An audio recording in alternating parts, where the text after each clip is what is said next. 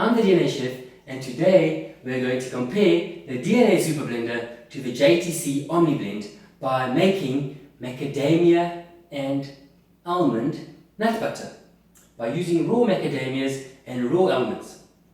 So, 60 seconds, let's see what each of these blenders can do. You first fill up the jugs with ingredients.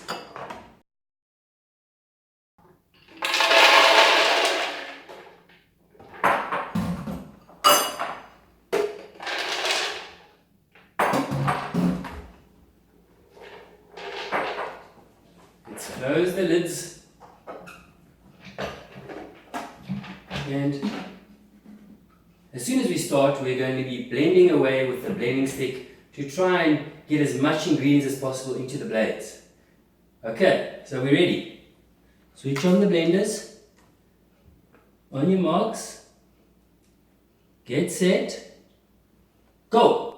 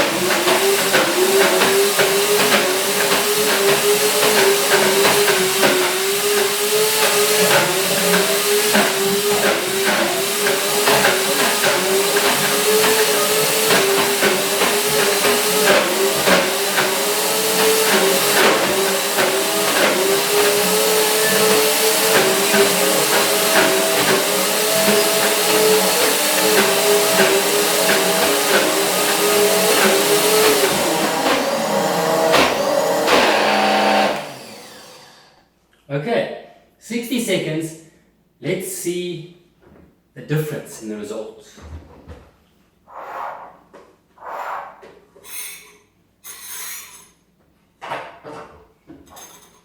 Okay, so we're going to remove the outcome from the jugs into these jars. Remove the stickiness here on the blending stick.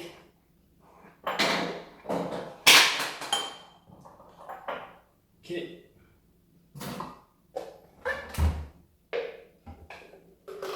So this is what you got on the Omniblend. And obviously on the DNA, we can see that there is most definitely a smoother result that looks more like a porridge, where this is a lot grainier, and I see there's still some whole almonds in here. There's a whole almond.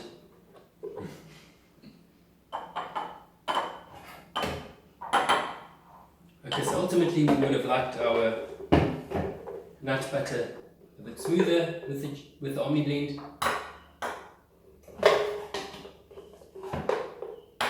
Go, gives us a good idea.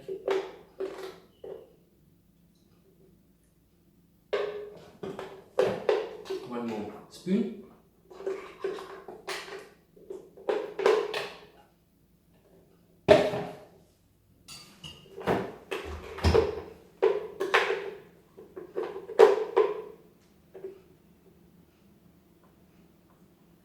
Okay, so as we compare both of them, I'll grab that spoon here.